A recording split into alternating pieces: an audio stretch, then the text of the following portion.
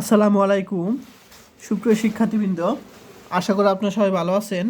আজকে আমরা নন math fundamental of mathematics সাবজেক্টের চ্যাপ্টার 6-এর একটি প্রশ্ন আলোচনা করব। তো প্রমাণ করো যে আমাদের এই নির্ণায়কের মান 1 প্লাস a⁴ প্লাস a⁸ আমাদের নির্ণয় করতে বলেছে। খুব সহজ, আমি এখন সলিউশন করে দিব। তো দেখো, এখানে একটা বিষয় খেয়াল করো যে আমরা প্রথমে কি করব, এখানে কি আছে তোমার, এটাকে ছোট করতে হবে। ঠিক আছে, এখন এই জিনিসটা ছোট করার জন্য আমরা কি করব, প্রথমেই এটা কলাম 1, কলাম 2, কলাম 3, কলাম 4, এটা সারি 1, সারি 2, সারি 3, সারি 4। এখন এই যে দেখো, 1 নম্বর কলামকে আমি কাজ করব। তো 1 নম্বর কলামের কাজ C1 প্রাইম। এখন 1 নম্বর কলামের কাজটা কি, তোমার 4টা কলাম যোগ করবে এই পাশে। দেখো, এই 4টা যোগ করে আমরা 1 প্লাস a প্লাস c পেয়েছি। দেখো, আবার এখানেও এই 4টা যোগ করব, যোগ করে এটা পেয়েছি, আবার 4টা যোগ করব, এটা পাবো, আবার 4টা যোগ করে এটা পাবো, অর্থাৎ C1 প্রাইম। C1 প্রাইম কি, তোমার 4টা কলাম যোগ করে আমরা এরকম পাবো। এখন আমরা জানি যে কোনো কলাম বা কোনো সারি যদি একই রকম থাকে তখন কি করব, আমরা কমন নিব। তাহলে এই কলামটা সেম, তাহলে এই কলাম থেকে আমরা 1 প্লাস a প্লাস h-কে কমন নিব। দেখো, আমরা এখান থেকে কমন নিয়েছি, তাহলে থাকবে 1 থাকবে।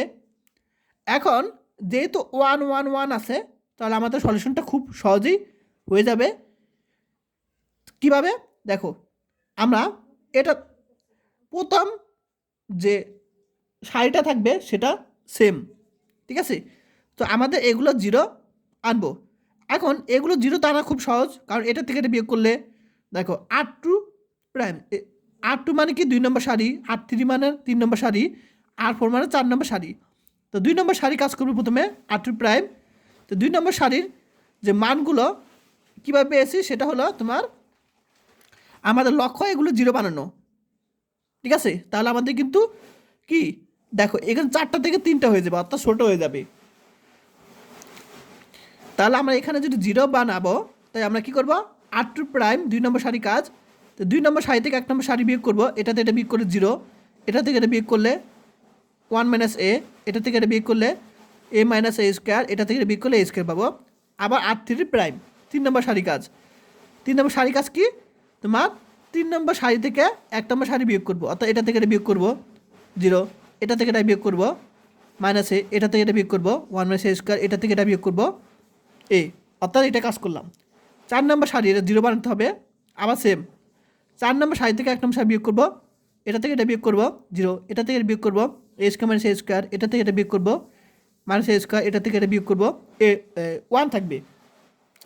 এখন আমরা জানি নির্ণয়কের নিয়ম কি, তোমার যে যদি 1 ধরি, ঠিক আছে, তাহলে এই কলাম বাদ, সরি এই সারি বাদ, কি কলাম বাদ, 1 ধরলে 1টা এটার সাথে গুণাকার আছে, তাহলে এই কলাম বাদ, সরি এটা বলে বারবার বলি, এই সারি বাদ, এই কলাম বাদ, তাহলে এটুক থাকবে 1 ধরলে, আর 1টা এটার সাথে গুণাকার আছে। বুঝতে পেরেছ?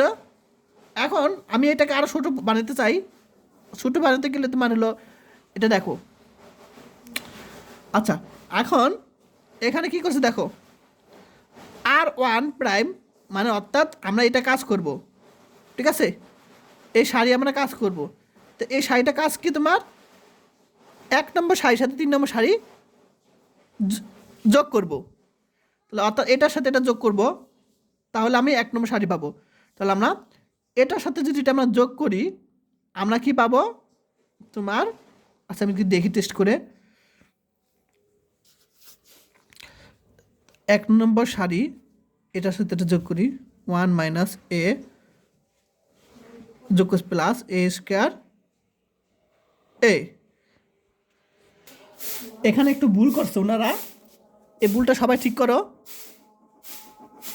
সে ভুলটা হলো, এখানে আমরা যখন জিরো আনবো, জিরো বানাবো, জিরো বানালে কি জিনিসটা ছোট হয়ে যাবে।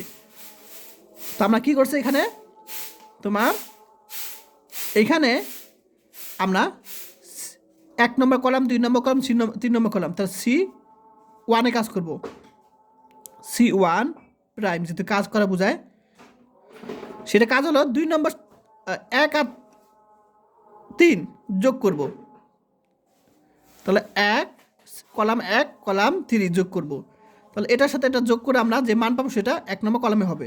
তাই এটার সাথে যোগ করছি, এটা পাবো, আবার এটার সাথে যোগ করছি 0, এটার সাথে এটা যোগ করছি, এটা পাবো।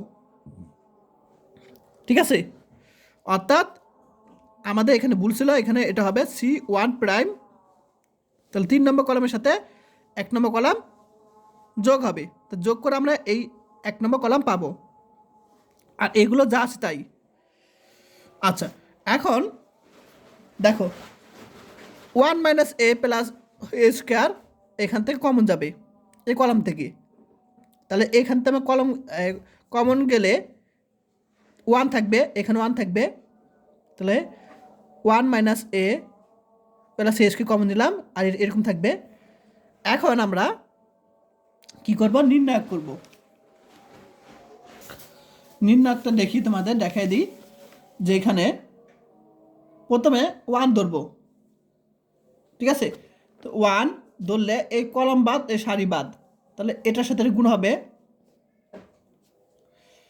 তাহলে এটার সাথে গুণ করলে 1 মাইনাস এ স্কোয়ার সূত্রের মাইনাস, আবার এটার সাথে গুণ হবে, অর্থাৎ 1 ধরলে কলাম বাদ সারি বাদ, তাহলে এবার গুণ করব, ঠিক আছে, তো গুণ করলাম 1 মাইনাস এ স্কোয়ার, আবার মাইনাস সূত্রের, আবার এটা বিয়োগ, আবার এই পাশে গুণ করবো, মাইনাস মাইনাসে প্লাস, এটা গুণ করলে এ কিউব।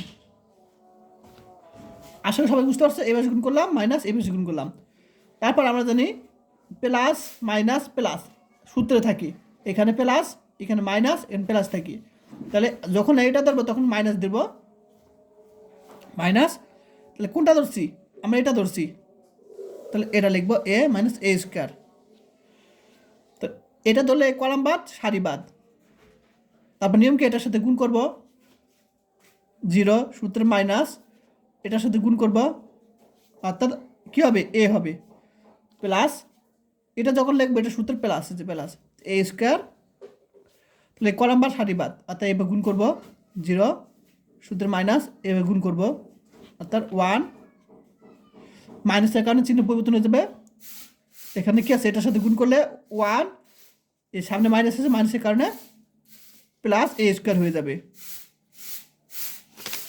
এখন ক্যালকুলেশন করি, 1 minus A square plus A cube minus A plus A square minus A স্কোয়ারের সাথে গুণ করলে minus A square plus A to the power 4 এরকম পাবো। এরপর এ টু দি পাওয়ার 4 সামনে নিয়ে আসি, এ কিউব একটাই আছে, আর একটা দুইটা, এটা এটা কাটা, আর এখানে থাকবে minus A square minus 2a, আর এখানে প্লাস 1 থাকবে, এরকমই তো।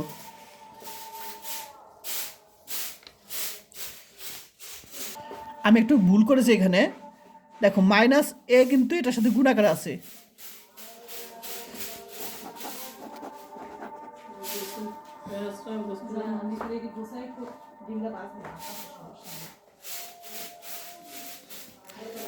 আচ্ছা মাইনাস, দেখো মাইনাস মাইনাসে প্লাস, মাইনাস এই মাইনাস মাইনাস প্লাস, এটার সাথে গুণ করলাম এ স্কোয়ার মাইনাস এটার সাথে গুণ করলাম, তাহলে এ কিউব প্লাস এ স্কোয়ার, এটার সাথে গুণ করলাম মাইনাস এ স্কোয়ার, এটার সাথে গুণ করলাম plus A to the power 4। এখন দেখো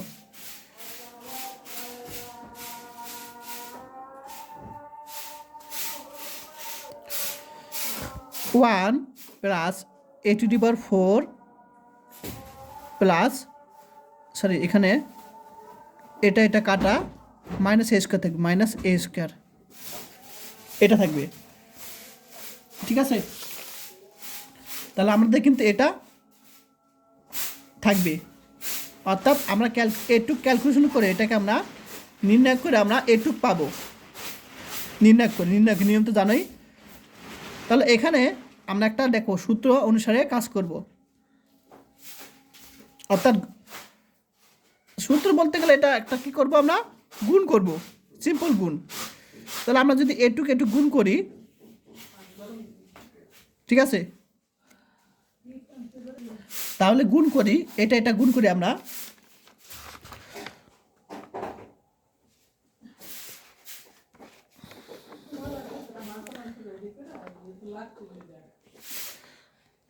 ওয়ানের সাথে প্রত্যেকটা গুণ করলে একই রকম থাকবে। এ স্কোয়ার সাথে গুণ করলে এ স্কোয়ার মাইনাস a⁴ গুণ করলে কি হবে, এটার সাথে এটা গুণ করলে a⁶ প্লাস এটার সাথে গুণ করি 4 মাইনাস a⁶ প্লাস a⁸ পাবো। জাস্ট সিম্পল গুণ, এটার সাথে গুণ করছি। এখন আমরা কি পাবো, 1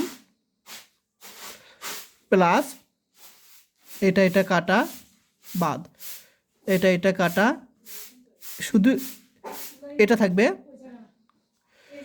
এটা কাটা থাকবে, এটা থাকবে সবার লাস্টের। এটি কিন্তু আমাদের অ্যান্সার, আমাদের দেখাতে বলছিল।